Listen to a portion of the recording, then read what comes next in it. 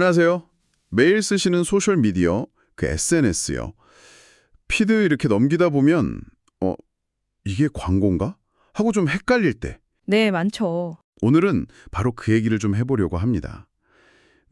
AI 기술도 발전하고 또 Z세대가 소비의 중심으로 떠오르고 있잖아요. 네, 맞아요. 이런 상황에서 소셜미디어 마케팅, 또 광고, 이런 게 우리 심리에 어떤 영향을 주고 있을까? 한번 파헤쳐 보겠습니다. 좋습니다. 저희가 오늘 볼 자료는 뭐 AI 윤리 기사도 있고 Z세대 트렌드 보고서, 또 광고 심리 연구 같은 것도 있고요. 다양하게 준비했습니다. 네, 그래서 이 정보의 홍수 속에서 우리가 어떻게 좀 현명하게 중심을 잡을 수 있을지 그 방법을 한번 찾아보죠. 네. 요즘 SNS 보면요. 그 일반 글하고 광고 구분이 점점 더 희미해지는 것 같아요. 저도 진짜 그렇게 느껴요. 네, 어떤 기사에서도 봤는데 사용자들이 이게 광고라는 걸 알기가 점점 어려워진다는 거죠. 그냥 친구가 올린 것 같고 막 정보 주는 척하고 그러잖아요. 맞아요. 친구 일상 얘기처럼 보이거나 아니면 되게 유용한 정보처럼 이렇게 포장하는 경우가 많아졌거든요. 그래서 저도 모르게 막 좋아요 누르고 어떨 땐 링크 클릭까지 하게 되더라고요. 근데 사람들이 이런 광고에 어떻게 반응하는지 좀 무의식적인 그런 부분까지 알 수 있는 방법 혹시 없을까요? 아, 그거 아주 좋은 질문인데요. 바로 시선 추적 연구가 답을 좀 줄 수 있어요. 시선 추적 연구요? 네, DBR이나 다른 기사들에서도 나오는데 사람들이 보통 스폰서 이렇게 딱지 붙어 있거나 너무 막 화려한 광고 있잖아요. 네네. 딱 봐도 광고 같은 거. 그런 건 금방 알아보고 시선을 피해버려요. 그런데 오히려 친구 게시물처럼 보이거나 좀 덜 다듬어진 느낌, 약간 어설퍼 보이는 광고에는 시선이 더 오래 머문대요. 오히려요? 신기하네요. 네, 그러면서도 그걸 광고라고 잘 인식하지 못하는 경우도 많다는 거죠. 그럼 클릭을 안 해도 그냥 보기만 해도 효과가 있다는 건가요? 바로 그겁니다. 클릭률만으로는 알 수 없는 부분이죠. 광고를 직접 클릭 안 했더라도 이렇게 무의식적으로 시선이 딱 머무는 것만으로도 브랜드에 대한 호감도가 슬쩍 올라갈 수 있다는 거예요. 이야, 이게 바로 단순 노출 효과라고 하는데 시선 추적 기술이 이런 걸 보여주는 거죠. 와, 정말 흥미롭네요. 그럼 우리가 왜 이렇게 자신도 모르게 이런 메시지들에 끌리는 걸까요? 여기에도 분명 뭔가 심리적인 이유가 있을 것 같은데요? 그럼요. 광고에는 정말 다양한 심리 원리가 숨어 있어요. 어떤 블로그 글에서도 봤는데 예를 들면 다른 사람들도 다 이걸 쓴대 이렇게 보여주는 거. 네네. 사회적 증거. 맞아요. 500명이 지금 보고 있는 상품 이런 문구들. 그리고 우리가 좋아하는 연예인이나 인플루언서 쓰는 호감도 원칙. 그것도 진짜 많죠. 네. 또 오늘만 이 가격 이런 거 있잖아요. 희소성 원칙. 그리고 감성을 막 자극하는 스토리텔링 기법. 이런 것들이 아주 흔하게 쓰이죠. 와, 듣고 보니까 정말 다 익숙한 방식들이네요. 저도 모르게 혹했던 경험들이 막 떠오르는데요. 그렇죠. 실제로 어떤 교수님 연구를 보니까 페이스북 광고 효과가 사용자의 성별이나 나이 같은 인구 통계학적 정보보다는요. 네. 친구들하고 이렇게 소통하려는 동기, 사교적 이용 동기라고 하는데 이런 거나 광고 자체에 대한 평소의 태도, 이게 훨씬 더 큰 영향을 미친다고 해요. 그러니까 결국은 관계 맺고 싶어 하는 마음, 그리고 감정, 이게 중요하다는 거네요. 정확합니다. 결국 사람들과 연결되고 싶어 하는 마음, 그리고 감정이 광고 반응에 중요한 역할을 한다는 뜻이죠.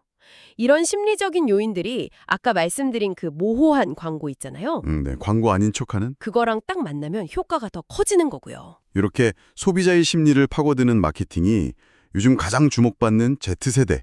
이 친구들한테는 어떻게 다가갈까요? 아무래도 반응하는 방식이 좀 다를 것 같은데요. 맞아요.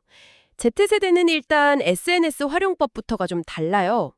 캐릿 같은 데서 분석한 걸 보면 인스타그램은 주로 DM으로 소통하는 창구로 많이 쓰고 피드보다는 DM. 네.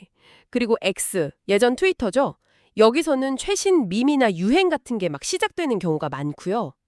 틱톡은 짧은 영상 밈의 본거지고요. 이 친구들은 제철 코어라고 해서 계절별 활동을 막 즐기고 공유하거나 픽구라고 피드 꾸미기 같은 거 자기들만의 놀이문화를 만들고 공유하는 데 아주 익숙해요. 제철 코어, 픽구. 용어도 새롭네요. 그렇죠. 그리고 뭐 마인크래프트 같은 그런 픽셀 그래픽이라던가 아니면 특정 아이돌 그룹 컨셉을 차용한 디자인, 뭐 위시코어 이런 거 있잖아요. 네, 들어봤어요. 그런 특정 커뮤니티의 코드를 활용한 마케팅에 막 열광하기도 하고요.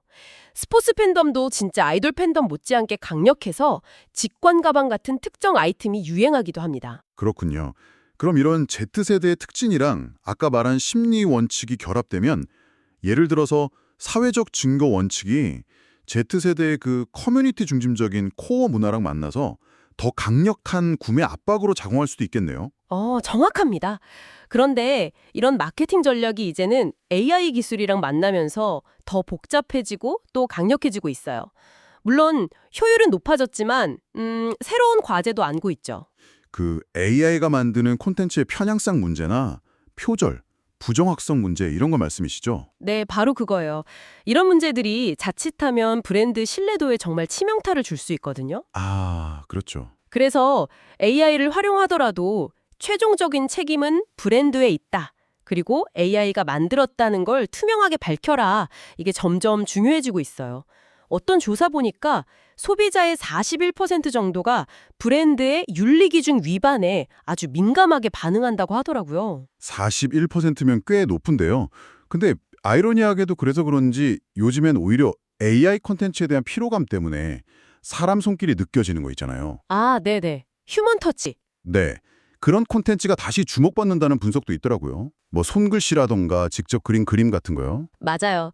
결국 이런 복잡한 미디어 환경 속에서 제일 중요해지는 건 정보를 비판적으로 읽고 해석하는 능력, 바로 디지털 미디어 문해력이에요. 디지털 미디어 문해력, 리터러시 말씀이시군요. 네, 어떤 뉴스에 숨겨진 의도, 그 프레임이라고 하죠.